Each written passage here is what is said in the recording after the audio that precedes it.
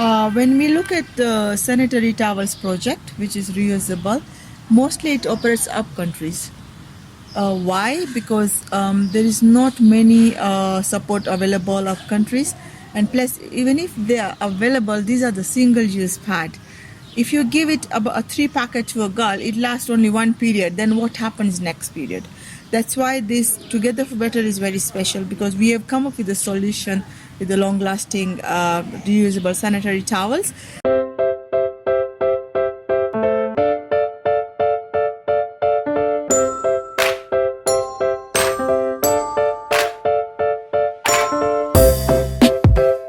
Hi guys, it's your girl Lutomia from the Lutomia TV. Of course, your number one infotainment channel. Like, share, leave a comment, and please subscribe. And also don't forget to turn on that notification bell so that you are notified whenever I post a new video. And so today I'm super excited to meet one of the iconic women who is doing an amazing work in the society. Karibu sana, Miss Aruna. Thank you so much. For the sake those people who don't know you, kindly introduce yourself. So my name is Aruna Varsani. I'm married with 2 children. I'm born in India, but then brought up in partly in India, partly in Kenya. So I always say I'm Indian Kenyan. As the founder of Together for Better, when was it founded? Together for Better Foundation was founded 6 years back, so almost in 2016. But we officially registered 2 years ago because it grew so well and it was getting the good shape of foundation. So I decided to register officially in 2 years back in 2019. And what was the idea behind it? Idea behind it to empower more women and especially also children. I don't want to leave out children. So idea was to empower women with menstrual health, hygienic product and education. Where it comes to the children's and general, I wanted to also do a library project, which is, I call it the smallest library in Africa. So there were 2 key projects I wanted to run it behind to support simply a youth. And where are you located? Right now, foundation is located in Kilimani area. That's where we have our workshop and that's where we have our setup to stitch these pads. But if you look at it, the foundation project, they are located different places now because I cannot hold library at one place. I go to the people's area and I set up library into their area at their convenient place so they can open and they can run it or they can have access to the library also.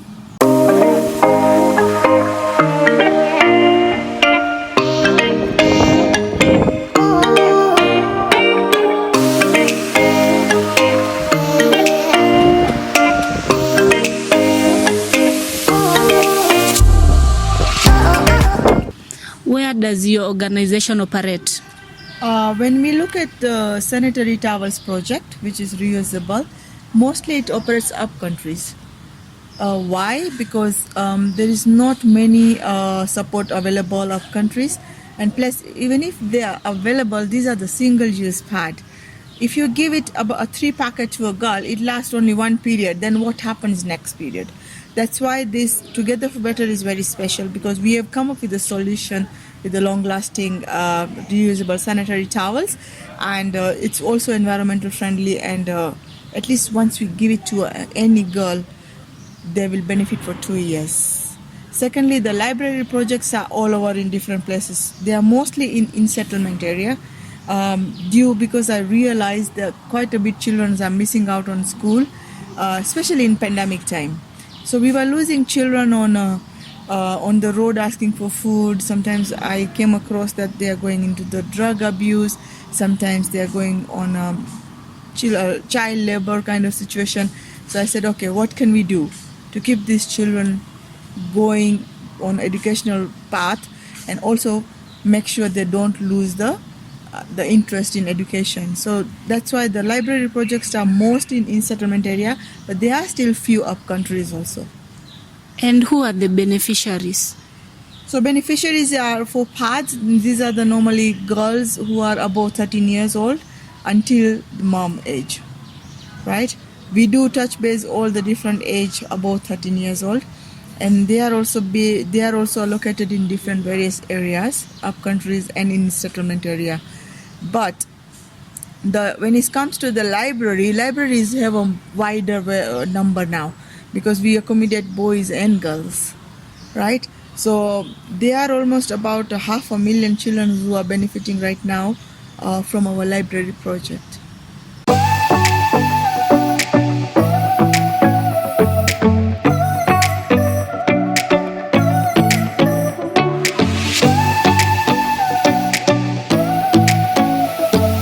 Why do you think your reusable sanitary towel is special? They are very special. I wouldn't say only special, because one, it is plastic free, right? Two, it is reusable. That means even if you give it to a girl, she has solution for 2 years. Isn't it very special? Yeah. Right? And three, because they are also 6 in a pack. So when you give 6 pads in a pack, 2 for night, 4 for daytime, enough for one cycle. Use it, wash it, and keep it again for next cycle, right? On top of that, if you look at the pad kit, they are muted in color, because the moment you start using a lighter color material to make the pads, it stains the pad also. Remember, sometimes the blood stain is very stubborn. It stains it also. So we look for specially these kind of colors which are muted color, right? And third thing is also, I'm not harming any environment out there. I'm trying to also go eco-friendly, because enough pandemic as we have gone through, and now it's time to take action individually. Yes. And third thing is also that when I give a pad to a girl, it's chemical free. Remember, when you give a reusable sanitary towels, there's no chemical. But when you give the single-use pad, there are high chances for a girl to go through health challenge, or sometimes they also overuse it. So these are also more harmful, and it can be as extreme as cancerous disease. That's why it's very, very special. Okay, these reusable pads, most of people don't know maybe how to use it. So do you educate them how to use them, or how Yes, do you do it? It's very important, because I understand it's come like a package. You can't just hand out the pad and you don't give the technique how to use it. Or you give the technique how to use it, but you don't educate about menstrual health and hygienic also, right? So yes, I do this practice with the smaller batch of girls. If normally when I go to the school, the numbers are huge, in hundreds. So I don't bring all hundreds together. I try to break them at least into the group of 30 to 50 to make sure I manage to educate them properly, and to make sure they know how to use these reusable pads. They have a menstrual health hygienic education, and just to give them little extra on about dietary and about the pain, how they should deal with the pain when there is a period pain. So yes, I do this religiously with our girls. And how has the community received it? In my experience so far, community have received very, very well, because they connect very well with this project, and especially because I directly talk to the woman. They understand the need, and they understand also how is it going to support them. It's going to help them. Despite this, I also try to teach them how to make pads, right? My aim is to remove this problem from the grassroots. Giving pads, we are not sorting it out problem. Yes. Now these pads can be reusable or single use. But once you give them technique how to make these pads, then you are leaving them with the sustainable solution. So this is what I do. That's why the community is very welcoming when I go and see them. Initial stage, sometimes we do have that culture-based barrier, because definitely I say Kenyan by passport, but by blood I'm still Indian. So I have to really, really mutualize my relation with the community. And once I earn that trust, it's really amazing how we collaborate together and support each other. As an organization, Together for Better, what are some of the challenges that you're facing? These are the I do face some challenges, but these are common challenges everywhere, I say. Any organization must be going through. So if I have to specially specify my special one, then I have to look for the specific color of material to stitch my pads, because not every time is available. That's one challenge. Second, when I go to the field, definitely there is a thin line of culture barrier, which I do face it. Language has never been a problem for me, because I think when you speak a language of love, everybody understands. Yeah. And the third challenge I do receive is I do get this kind of little insecurity when I see funds are running out of it. So that's what brings a little bit panic to me, that no, girls are waiting, but I don't have enough funds, and I start reaching out to well-wishers. So these are some regular challenges I do face it. Logistic and security is another challenge, but I have managed so far. So I think as I told you earlier, once you speak language of love, people do understand and they receive you with open hand.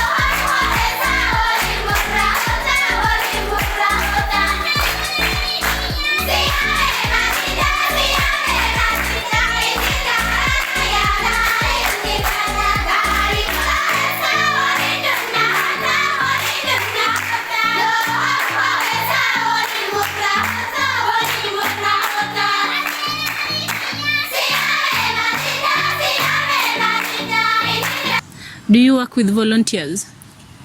Yes, I definitely need this extra hand, because under foundation we are only 3 as main key people. 2 are supporting me with the finance and all different type of external help. But internally, it's everything done by myself. And I do have volunteer coming from the university. So basically, the university which is asking for the community service based project. So I receive those kind of student to help me. And my social media platform is quite open, and I do interact very, very accurately to anybody who is asking me about anything. So I do receive a lot of requests on my social media, but I leave it the conversation open, because maybe not today I can receive all the volunteers, because if you have a number of volunteers, it's also an extra work to manage that, right? So I try to limit it in the numbers, and once I've done with that batch, and when that batch goes, then I bring another batch to help me. And if someone wants to join, what are they supposed to do? If somebody wants to join, look, you don't need to be physically there. Each time I get this request, and then they ask me for the logistic and all this, but it's not always that I have funds available. Sometimes you reshare the social media work. Sometimes you write your own experience on your social media, because everybody is having a social media account, right?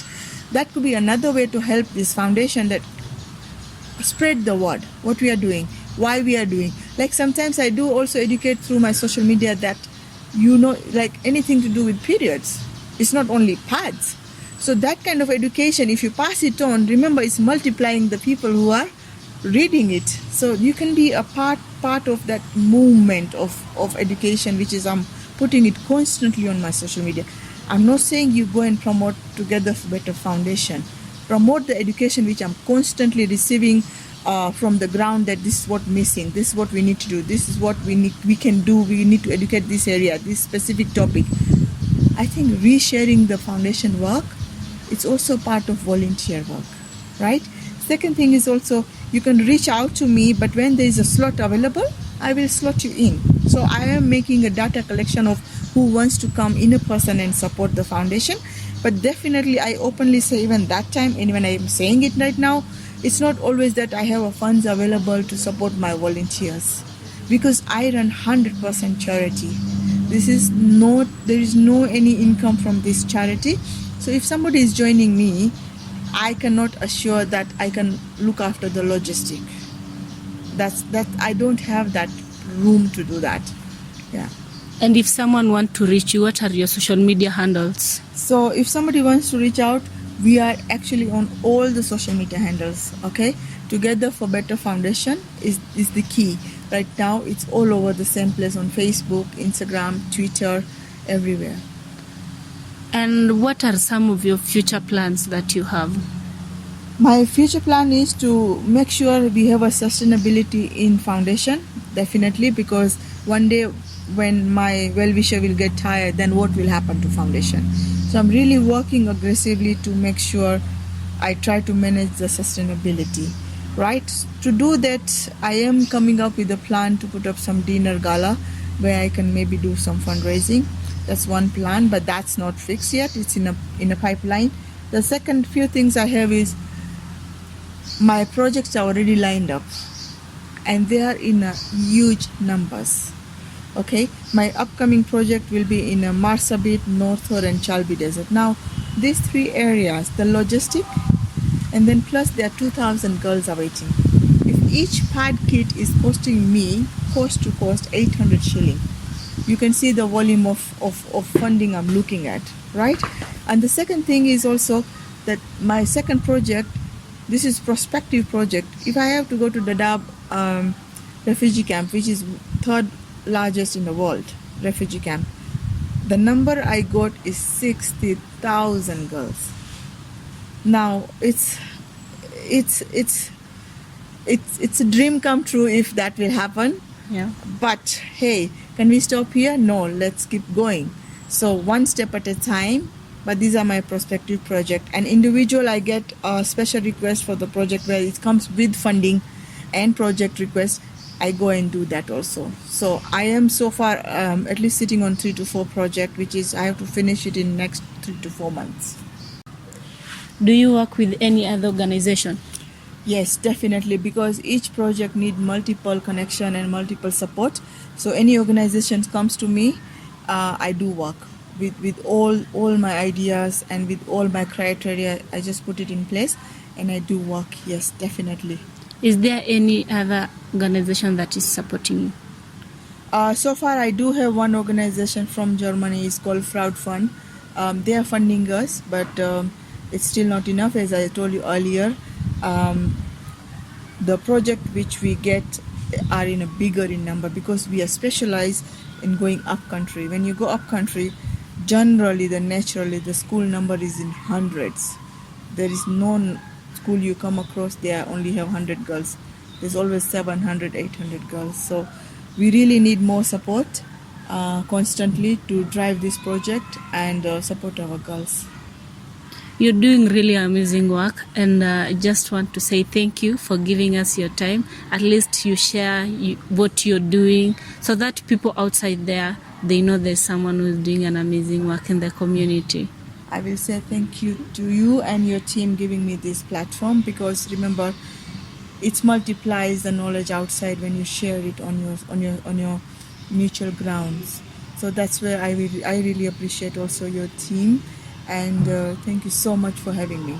They always say sharing is caring. Until next time, guys, it's your girl Diana Lutomia from the Diana Lutomia TV. Of course, your number one infotainment channel. Like, share, leave a comment, and please subscribe. And also don't forget to turn on that notification bell so that you are notified whenever I post a new video.